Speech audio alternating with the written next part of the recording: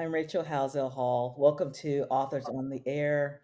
I am thrilled to talk with one of my writing heroes today, David Corbett, about his new fantasy, The Truth Against the World. David, hi. Hi, hon. How you doing? I'm fine. Miss you out here in California. Well, sounds like you might be moving up a little bit further north. No. No? Mm-mm. Oh, okay. Mm-mm. I was wondering if there was the gravitational pull between the I daughter and the know, mother. That was baby in Oregon. No, well, she'll always have a home here in Los Angeles, and we like visiting. So, congratulations on this new book. Thank you so much for your incredibly gracious and generous cover quote. Um, it was very gratifying to know that the book Aw, touched you. yeah. And I've been really gratified, but a lot of readers are responding. One of the nicest things I heard recently was somebody said, if you like the film The Children of Men, you'll love the Oh, book. And yes. that was kind of some in the back of my mind as I was reading it. And I was actually on the Edgar committee for best screenplay the year that was up, and that was the one we only voted Ah. as the best screenplay that year. Even though no one in Hollywood sent us screenplays, we had to Oh. sort of infer the screenplay from the film. And I remember that Jason Starr was really committed to the new Bond film, Casino Yeah, Royale. And he just said, look, they reinvented the franchise. And I said, they did. I agree. But I'm not sure it's the script. yeah, And so it yeah, was just one of those things where we just sort of had to, and I don't know if you've been on an Edgar committee, we all vote one, two, three, and then yeah. ultimately whoever gets the most ones is the First, winner. yeah. Which doesn't, it could be that it was nobody's one, but it was a lot of people's twos and it got up there. But in any event, that was the film. And I do love that film. Well, people are loving it because one, you've been a hero to and an advocate and mentor to so many of us. So it was an honor to read. So let's jump in. Please share with the listeners, what is truth against the world, the truth against the world. Well, first of all, the title is from the old Irish Fenian cycle. It was a cycle of myth concerning a warrior band called the Fianna, whose leader was Finn McCool, and his son was Oisin, a warrior poet. And their motto was the truth against the world. Okay. And what I wanted to do with this book, I wanted to deal with something that, if dealt with realistically, and almost all of my fiction up to now has been realistic Hmm. fiction, Right. I thought it would just be too grim and too dark for people to want to embrace, because it deals with what I fear might be happening in the United States, which is an era of civil disturbance, very much like the Troubles in Ireland, except Hmm. Northern Ireland is the size of Connecticut. Yeah. Imagine that And nationwide, right. because there are more guns than people in the United Right. States. So, what is the story? You have two incredible characters. Share who these folks are, Georgie and Shane, what their point is, how they meet, um, what were their inspirations. That's several questions. Which one should I start with? Um, their journey. Well, at They each have separate journeys. yeah, They both have their own hero's arc. the way I Um, got that the mythic element, I wanted something that tempered the the reality that I fear is coming. So I wanted to take a sort of a mythic element. Well, how do I work that in? And what I did is I made Georgie a young artist and poet and writer who meets Shane, this custodian savant. He's working as a janitor in this ooh, that's good. college. Hmm. He did 3 tours with the American Armed Services in the Middle East as an Irishman, and that does happen. And but now he's working as a janitor, and he kind of sits in on this class on Irish myth, and they meet, and they just have an instant connection.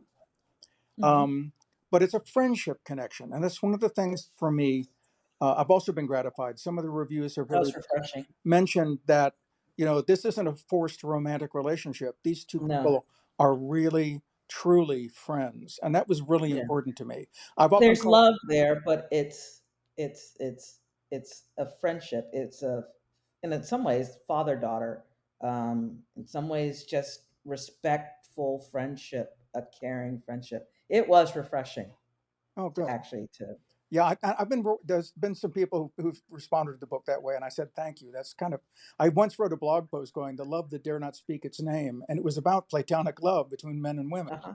It's like, I got it's like it. in a book, Yeah. if there's Hmm. a man and a woman and they're connected, oh, sooner or later they've got to fall in love. And I go, well, Right. that's funny. That doesn't happen in the real world. A lot of us are good Yeah. friends. So that Right. was important to me. So they developed this friendship, and but she also falls in love with her professor.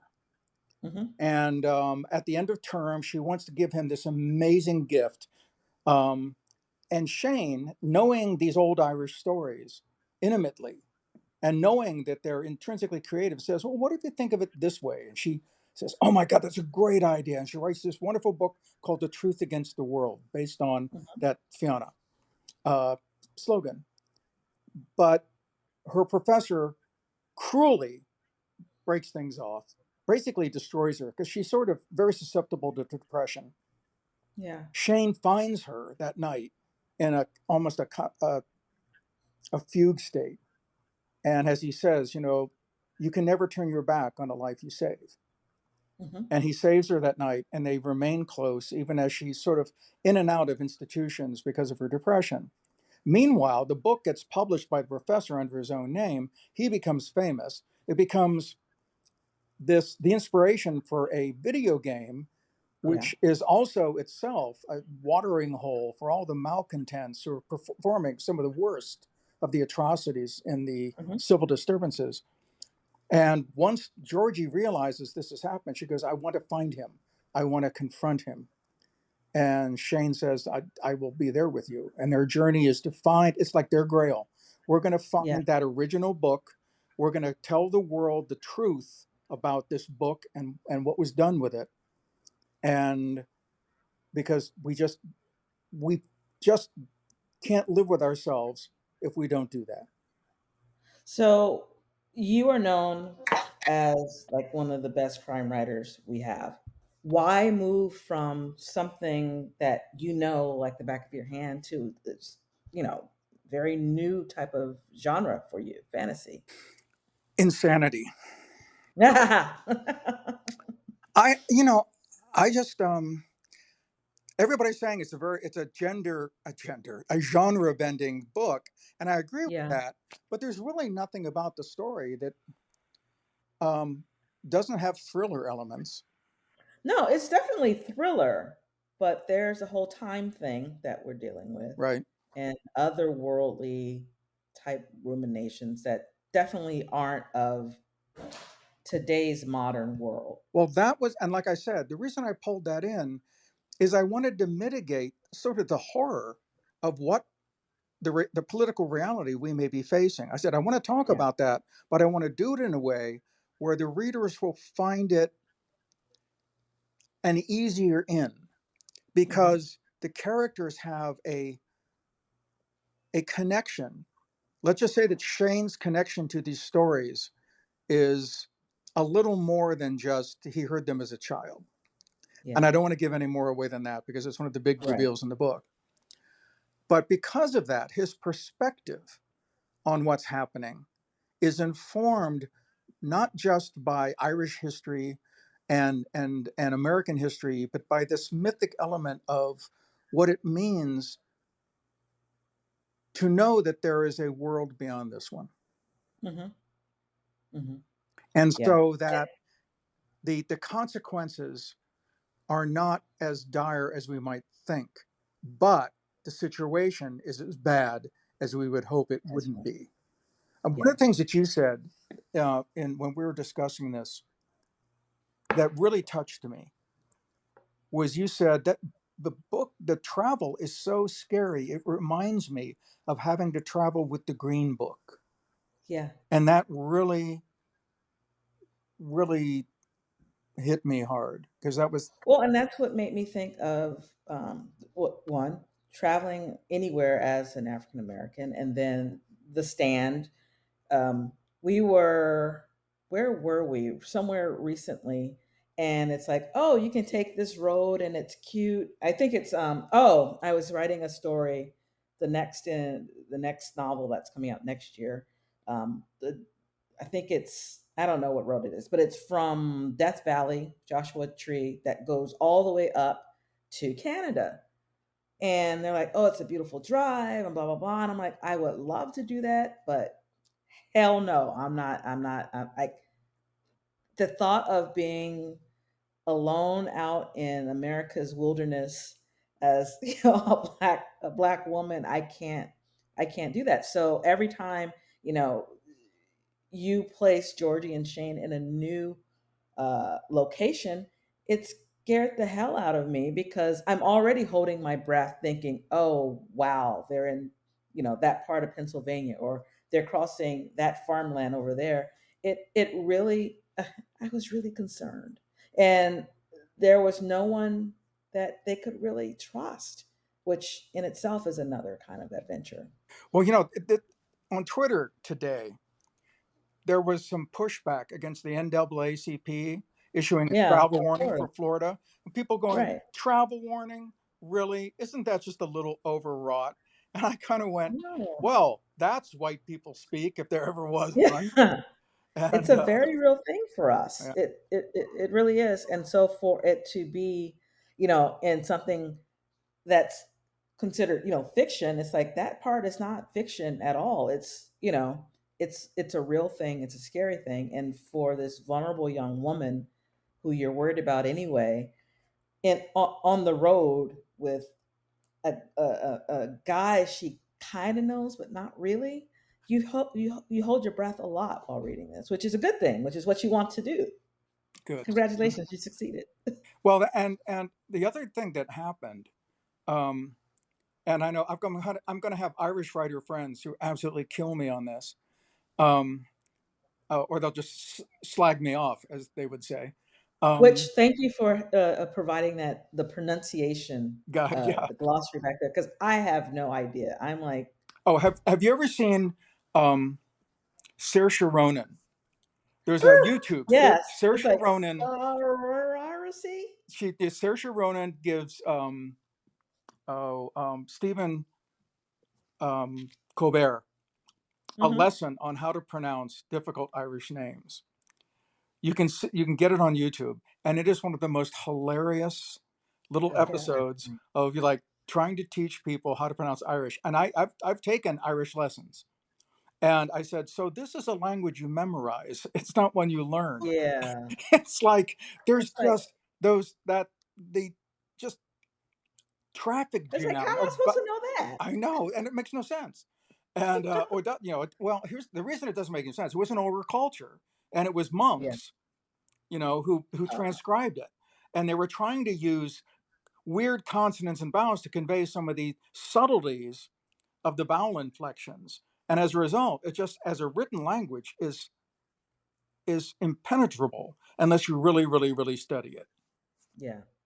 So I cut you off. You were saying your Irish friends are gonna jump Oh on you yeah, for well something. they're just like bullshit. Blah, blah, blah, blah, blah. What do you know? Blah, blah, blah, blah, blah. Irish Americans, well, trying to be Irish. Blah, blah, blah, blah. But one of the things that I point out in the book is that Shane has spent far more time in America than he has in Ireland for a simple reason. He's the kind of person who has to disappear. Yeah, He can never stay anywhere for very long. Well, Ireland, that's a trick. America, not a problem. yeah. And so, in a lot of ways, he's almost more Irish American than Irish, but for other reasons which we can't disclose because then we'll blow one of the great reveals of the book. Right. So you are also known for, the art of characters. Like, I've read that book many times when we've done book passages, the conference in Northern California. I've sat in on your lectures. I can't even remember how many times now. Seeing that you're a pro and seeing that writing is always dynamic, especially when you are um, dipping your toe in a new genre. Did you learn anything from this experience that you didn't learn, that you didn't know prior to writing The Truth Against the World? It's more I had to unlearn something Oh, because my technique is very, again, very realistic, and it's really based on mhm. psychological realism. But then I went to look at these old Irish stories, and I mean, there's the man with a terrible singing voice who has no head but a single eye in the Uh-huh. middle of his chest. I mean, Yeah, there's something yeah, about folklore and that whole, there once was a woodsman who lived deep in the dark forest. Boom, we're there. How does that yeah, work? And that was yeah. one of the amazing things to me is when I was reading these stories to sort of get inspired on what would be the living sort of sense of the world that Shane, the Irish character, would have. And thinking of Hmm. these stories as an inspiration of that, realizing that sort of just freedom. And also, it's like, well, what's his backstory wound? I mean, what, the guy with Yeah. the eye in the middle of his chest? Who cares? Other than that, yeah. What's the dragon's backstory? Oh, give me a break. Um, and so it was something where I had to sort of embrace an older story of story. I mean, older form of storytelling, and Hmm. being, it based on, the character facing a crisis as opposed to, Yeah, well, how did they get here? What are the things that are going to keep them from doing it? Well, that's in the book. yeah, And when you realize what Shane's real arc is, it's pretty late in the book. But you yeah. realize, oh yeah, there's definitely backstory and everything. But the tone of Hmm. folklore, the tone of Yeah. that sort of, in fact, that's the reason that the first part of the book is called The Prisoner in the Tower. It's sort of a Uh-huh. mythic thing. And Yeah, it's Georgie in the asylum where she's being kept because of her quote unquote depression. yeah. And so many of the other chapters about the woman in the river, the woman with the golden hair. That's I always wanted to sort of keep on conveying that kind of mythic sense that yes, this is a story about what could possibly be real, but it has resonances beyond that, and to give the reader the sort of freedom to float in that dual space. So we're coming down to the last few minutes. Um, is this a series with these characters, with this world, or is this a standalone? No, it is a series, but Hmm. um, the problem is it's going to take place a little further in the future. And Hmm. I mean, I know that you've just written a fantasy novel, so Yeah. you probably get this. Trying to write about the near future, by the time you've got it down, you're writing about the past. Right. And if you try to predict a little further in the future, I mean, anything could happen. There's so much going on in AI, in med tech, in Yeah. the climate crisis, Right. in weird weapons that are being developed, in the Right. disjunction of the world. And in this country, the United States supposedly the most reliable democracy in the world, and yet Europe is looking like, maybe we need to cut our ties from this. Yeah. Y'all are crazy over there. Yeah. No. Yeah. Yeah. So there's a lot of that. So I'm sitting there. Okay. That's the hardest thing to get down is saying, okay, just build your damn world and move Stop on. looking. Yeah. Stop looking, because you have, after a while, you just have to say stop. This is a finite right here. I'm going in, and that's it. Yeah. So Research so when research is the most creative form of writer's block ever Yeah, invented. yes. So when is the story coming out, and where can our listeners find it? Oh, you mean The Truth Against the World? The truth against, yes. It's published. Pub date is June 1st. Oh, that's next week. I know.